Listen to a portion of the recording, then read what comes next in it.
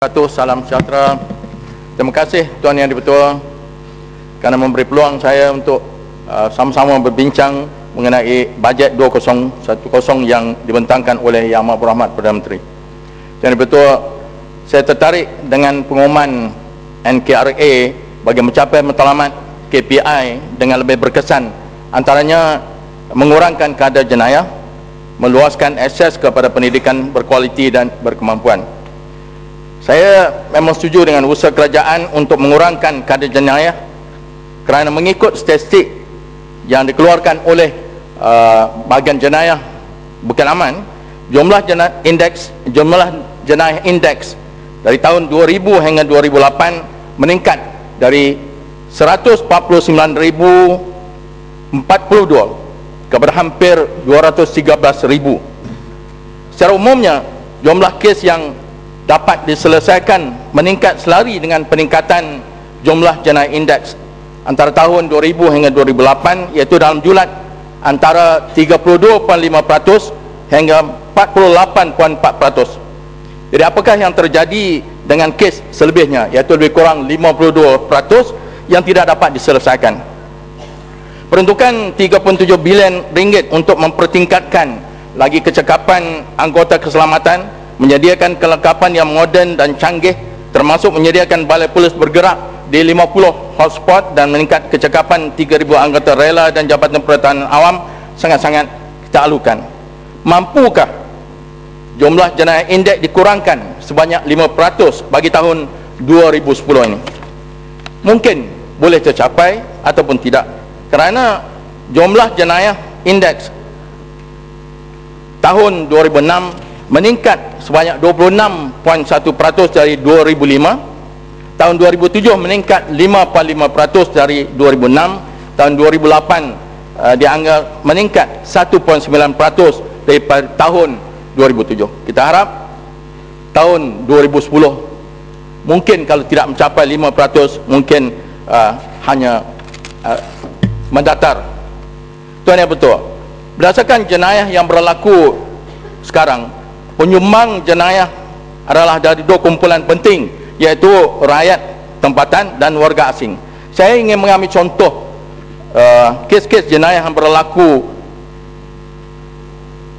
Yang pertama, berdasarkan daripada harian Metro pada 20 Oktober 2009, 2 ditetap tegur exhaust, iaitu gara-gara menegur bunyi exhaust bising.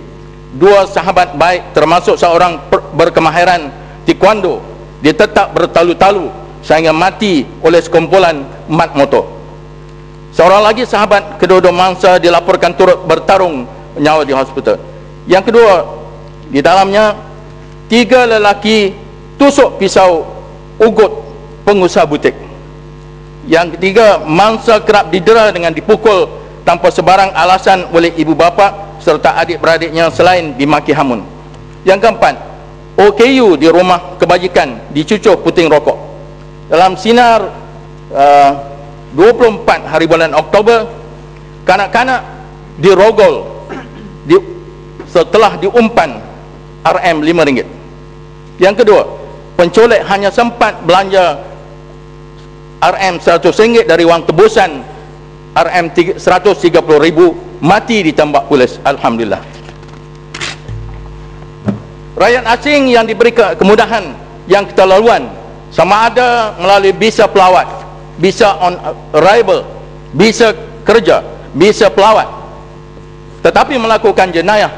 Sebagai contoh, dalam sinar 24 hari bulan Oktober, lelaki Sudan didakwa bunuh alias Aiman Hussein Abdullah 3 tahun di sebuah kediaman bernombor 9/D3/9 Plaza Tower, Venice Hill, kondominium. Jadi perkara ini sebenarnya sudah lama, setahun lebih saya melihat perkara pelajar-pelajar yang datang dengan visa pelajar tetapi mengambil kesempatan untuk bekerja ataupun menjadi penjenayah. Metro 20 Oktober 2009, RM48,000 dilarikan lelaki Latin. Ketiga, sinar 25 Oktober, pusat hiburan Soundway Mentari sedia GRO warga asing diserbu. 14 wanita asing didapati menyalahgunakan pas pelawat sosial ke negara ini dan bekerja di premis sebagai GRO. Malah di antara mereka juga tidak memiliki dokumen pengenalan diri. Dan banyak lagi pendedahan-pendedahan dalam 999. Yang keempat, Metro 27 hari bulan Oktober, 2 lelaki warga India yang didakwa memiliki 44.7 kg dadah jenis ketamin 2 tahun lalu terlepas hukuman gantung selepas mahkamah tinggi di sini menjatuhkan hukuman penjara masing-masing 4 tahun. Tuan Yang Bertuah, cadangan saya selain daripada meningkatkan sistem rondaan dan pemantauan oleh pihak polis keselamatan, antara langkah yang dapat mengurangkan jenayah, kita berharap kita perbetulkan manusia itu, iaitu man. Peruntukan naklah disediakan untuk membangunkan modal insan tempatan dengan ilmu pengetahuan agama ataupun agama masing-masing dan kemahiran dalam bidang profesional, agar rakyat Malaysia menjadi orang yang bertanggungjawab dan penyayang, serta mereka diberi keutamaan dalam merebut peluang pekerjaan di negara ini dari mengambil orang asing dengan gaji atau ganjaran yang berpatutan selari dengan keadaan ekonomi dan taraf hidup rakyat. Yang kedua, peluang kemasukan orang-orang asing ke Malaysia patut diperketatkan oleh pihak immigration, sama ada untuk bekerja atau belajar di negara kita. Visa pelawat dan visa pelajar naklah dipantau dengan secara serius dan berkesan dengan menggunakan keadaan moden agar mereka yang datang ke Malaysia bukan untuk melakukan kemungkaran atau jenayah. Sebagai contoh, lelaki Sudan tadi yang hanya menggunakan visa pelajar hanya sebulan, kemudian menghilang diri, tiba-tiba terlibat dengan maksiat dan pembunuhan, atau yang menjadi ataupun ada yang juga menjadi pengedar dadah, menjalankan perniagaan secara haram, melakukan maksiat seperti pelacuran dan sebagainya. Dan kita juga berharap mereka-mereka yang bersalah perlu dihukum dengan adil dan setimpal seperti kes warga India tadi. Tuan Yang Bertuah,